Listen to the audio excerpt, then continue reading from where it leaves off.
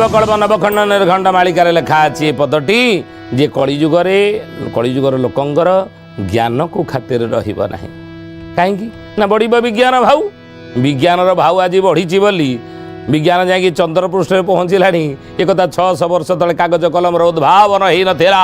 ହେ ସୁଧୀଜନେ ସେତେବେଳେ ମହାପୁରୁଷ ଅଚ୍ୟୁତାନନ୍ଦ ମାଳିକା ଗ୍ରନ୍ଥରେ ଲେଖିଦେଇଥିଲେ। ଚନ୍ଦ୍ରପୃଷ୍ଠରେ ଦିନେ ମଣିଷ ଯାଇକି ପହଞ୍ଚିବ, ହେଇ ପହଞ୍ଚାଇଲାଣି। ମଙ୍ଗଳ ଗ୍ରହରେ ପହଞ୍ଚାଇଲାଣି। ଆଉ କାହିଁକି ଲୋକ ଜ୍ଞାନକୁ ଖାତିର କରିବେ? ସେଇଥିପାଇଁ ପରା ସୂର୍ଯ୍ୟ ପରାଗ ଚନ୍ଦ୍ର ଗ୍ରହଣରେ ଆଜିର କଳିଯୁଗର ଅଜ୍ଞାନୀ ମଣିଷ ଚିକେନ ବିରିୟାନୀ କରି ଖାଇବାକୁ ମଧ୍ୟ ପଛଉ ନାହିଁ। ଯେଉଁ ଚନ୍ଦ୍ରଗ୍ରହଣ ସୂର୍ଯ୍ୟ ପରାଗରେ ଆମର ବୈଦିକ ଶାସ୍ତ୍ରରେ ଲେଖା ଅଛି ବା ଋଷିମୁନିମାନେ ଆମକୁ ଦିଗ୍ଦର୍ଶନ ଦେଇ ଯାଇଛନ୍ତି ଯେ ପାକ ନିଷେଧ, ଏଥିରେ ପାକ କରିବ ନାହିଁ, ଚୁଲି ଜଳିବ ନାହିଁ, ରୋଷେଇ କରିବେ। ପାକ ମାନେ କହିଲେ କ'ଣ? ରନ୍ଧା ଖାଦ୍ୟ ଖାଇବ ନାହିଁ, ରୋଷେଇ ହେବ ନାହିଁ, ନୁହେଁ। ପାକ ନିଷେଧ ଯେଉଁଠି ଆମକୁ ଦିଗ୍ଦର୍ଶନ ଦେଇଛନ୍ତି, ଆମକୁ ଉପଦେଶ ଦେଇଛନ୍ତି ପାକ ନିଷେଧ। କଳିଯୁଗର ଜ୍ଞାନୀ ମଣିଷ ଆଜି ସୂର୍ଯ୍ୟ ପରାଗ ଚନ୍ଦ୍ର ଗ୍ରହଣରେ ଆଜି ଚିକେନ ବିରିୟାନୀ କରି ଖାଇବାକୁ ମଧ୍ୟ ପଛାଉ ନାହିଁ। ଏ କଥାକୁ 600 ବର୍ଷ ତଳେ ମହାପୁରୁଷ ମାଳିକା ଲେଖିଥିଲେ। ଏଇଆ ହବ। ହେଲେ କ'ଣ ହବ? ହେଲେ କ'ଣ ହବ ନା ମହାପୁରୁଷ କହିଲେ ଆପଣା ହସ୍ତେ ଜିହ୍ୱା ଛେଦି ଆପଣା ହସ୍ତେ ଜିହ୍ୱା ଛେଦି ତାର ପ୍ରତିବାଦୀ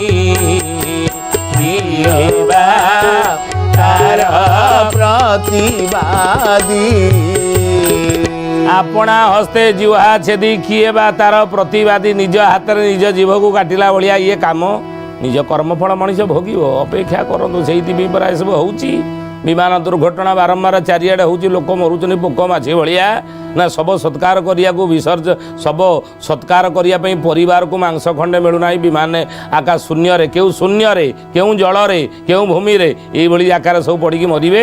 କାହିଁକି ନା ପୂଜାର ବ୍ୟତିକ୍ରମ।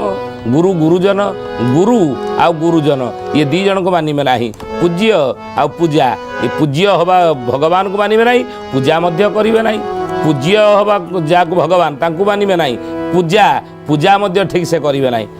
ପୂଜାର ବ୍ୟତିକ୍ରମ, ଗୁରୁଜନର ଅବଜ୍ଞା, ଯାହା ଫଳରେ କି ମହାପୁରୁଷ ଲେଖିଛନ୍ତି ଏଭଳି ମରିବେ ଆଉ ବିଭିନ୍ନ ବାଟରେ ମରିବେ। ବ୍ୟସ୍ତ କାହିଁକି ହେଉଛନ୍ତି? ତେଣୁ ମହାପୁରୁଷ ସେଇ କଥା କହିଲେ ବାବୁରେ ସଦ୍ଜ୍ଞାନ ଥିଲେ ଅର୍ଥ ସତ୍ସଙ୍ଗ ମିଳିଲେ, ସଦ୍ଗୁରୁ ମିଳିଲେ ଆଉ ସତ୍ସଙ୍ଗ ମିଳିଲେ କ'ଣ ହେବ? ମହାପୁରୁଷ ଜ୍ଞାନ, ସଂସାରରେ ତୁମକୁ ଜ୍ଞାନ ମିଳିବ। ଆଉ ଜ୍ଞାନ ମିଳିଲେ କ'ଣ ହେବ? ଏ ବିଷୟାରସ ସଂସାରରେ ଥାଇ ମଧ୍ୟ ତୁମେ ବ୍ରହ୍ମ ଅଭିମୁଖୀ ହେଇପାରିବ, ବିଷୟ ଅଭିମୁଖୀ ଆଉ ହେବ ନାହିଁ ରେ କଳିଯୁଗର ମଣିଷ। ସେଇଥିପାଇଁ ଲେଖିଲେ ମହାପୁରୁଷ କେମିତି କରିବ ନା ପଦ୍ମପତ୍ରେ ଯେ ସନେକ ନ ଲାଗଇ ଜଳ ବାବୁ ନ ଲାଗଇ ଜଳ ମଧ୍ୟରେ କଲି କତରା ସମାନ, କଲି କତରା ସମାନ। ସାଧୁ ସଙ୍ଗ ମିଳିଲେ, ସତ୍ସଙ୍ଗ ମିଳିଲେ କ'ଣ ମିଳିବ? ନା ଏଇ ଜ୍ଞାନ ମିଳିବ। ରେ କଳିଯୁଗର ମଣିଷ ବିଷୟ ସଂସାରରେ ତୁ ଅଛୁ, କ'ଣ ତାକୁ ଛାଡ଼ି ଦେଇ କୁଆଡ଼େ ଜଙ୍ଗଲକୁ ପଳେଇଯିବୁ ନା କ'ଣ? ନା ବାବାଜୀ ହେଇ ପଳିବୁ ନା ହିମାଳୟ ପଳିବୁ? ନା ସେଇ ତାରି ଭିତରେ ରହିବୁ। ନୁହେଁ ରହିକି କ'ଣ କରିବୁ? କେମିତି ରହିବୁ? ନା ପଦ୍ମପତ୍ରରେ ଯେ ସନକ ନ ଲାଗେ ଜଳ, ପଦ୍ମପତ୍ରରେ ଜଳ ଯେମିତି ରହେ ସେମିତି ରହୁନୁ।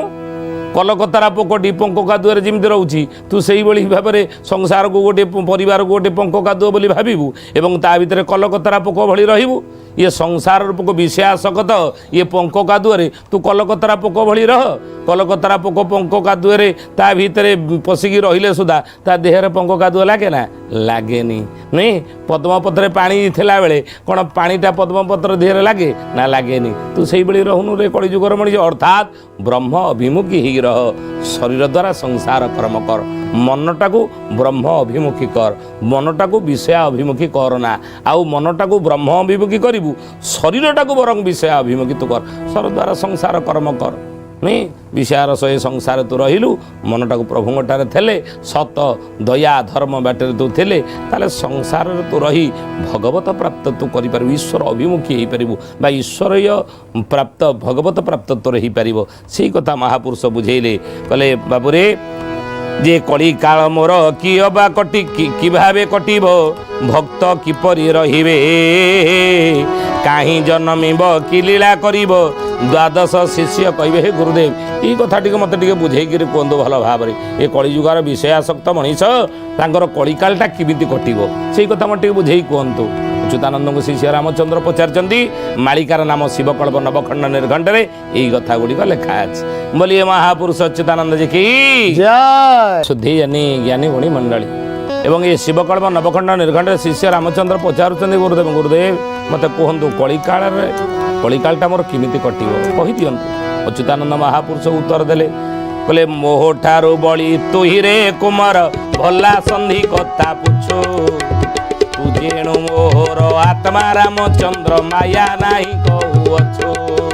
ଅଜୟ ଜଗନ୍ନାଥ ପତିତ ପାବନ ଓଡ଼ିଶା ବଡ଼ ଠାକୁର କଳ୍ପବଟବାସୀ ପ୍ରଭୁ ବ୍ରହ୍ମରାଶି କଳି କଳୁଷ ନାଶନ।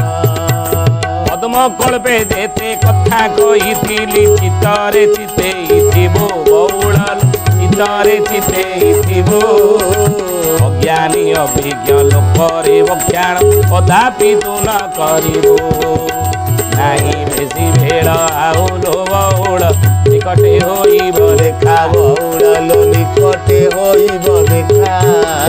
ପଞ୍ଚ ସଖା ମାନେ କହି ଯାଇଛନ୍ତି ପୁରାଣରେ ଅଛି ଲେଖା। ଜୟ ଜଗନ୍ନାଥ ଜୟ ଜଗନ୍ନାଥ ଜୟ ଜଗନ୍ନାଥ ଜୟ ଜଗନ୍ନାଥ।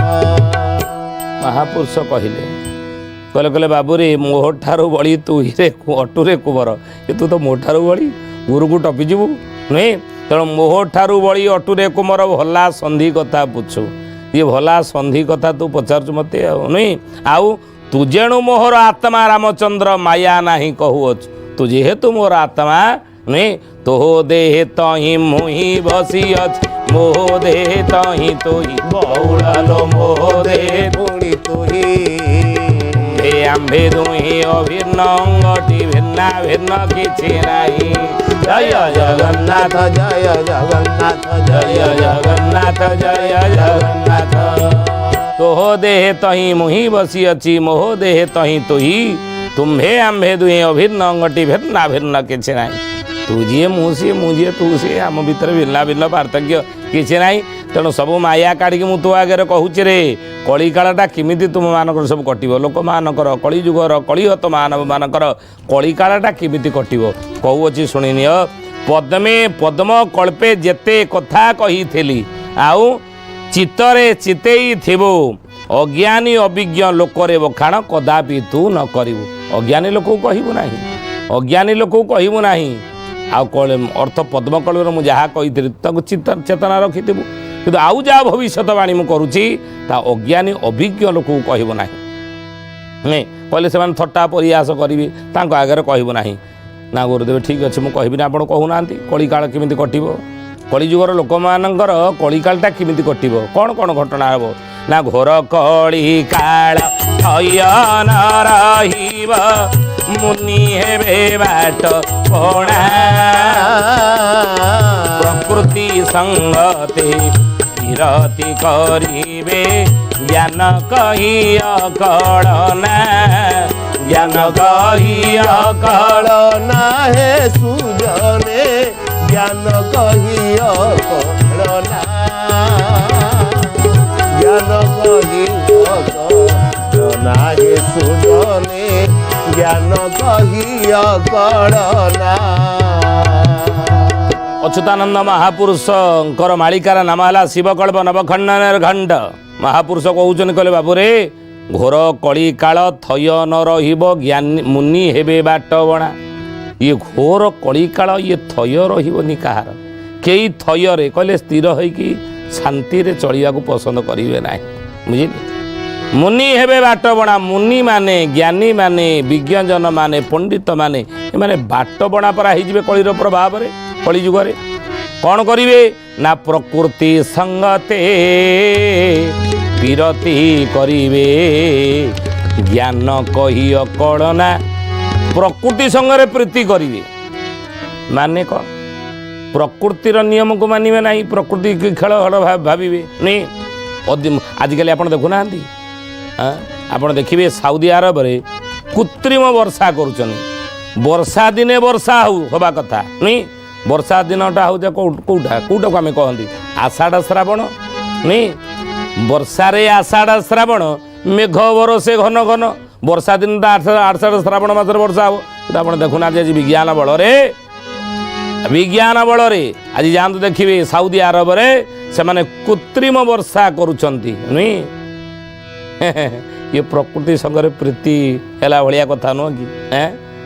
ଏବଂ ସାର ମସଲା ଦେଇ ଜୋର ଜବରଦସ୍ତ ଫଳକୁ ପରିବାକୁ ଆହୁରି ବଡ଼ କରୁଛନ୍ତି। କୁକୁଡ଼ାକୁ ଇଞ୍ଜେକ୍ସନ୍ ଦେଇକି ଆହୁରି ବଢ଼ଉଛନ୍ତି। ଏ ପ୍ରକୃତି ସାଙ୍ଗରେ ପ୍ରୀତି ନୁହଁ କି? ଏ ସ୍ୱାଭାବିକ ଭାବରେ ଯେତିକି ପ୍ରକୃତି ତାକୁ ତିଆରି କରିଛି, ଯେତିକି ହେବା କଥା ସେ ସେତିକି ହେବ। ଆମେ କ'ଣ କଲେ ନା ପନିପରିବାରେ ବିଭିନ୍ନ ପ୍ରକାର ଆମେ ଜୈବିକ ସାରର ପ୍ରୟୋଗ କଲେ, ଯାହାଫଳରେ କି ଆପଣ ଦେଖନ୍ତୁ ମଣିଷ ଖାଉଛି ରୋଗଗ୍ରସ୍ତ ହେଉଛି। ତେଣୁ ଇଏ ହେଉଛି ତା'ର ପରିଣାମ। ପ୍ରକୃତି ସଙ୍ଗରେ ବିରତି କରିବେ ଜ୍ଞାନ କହି ଅକଳନା।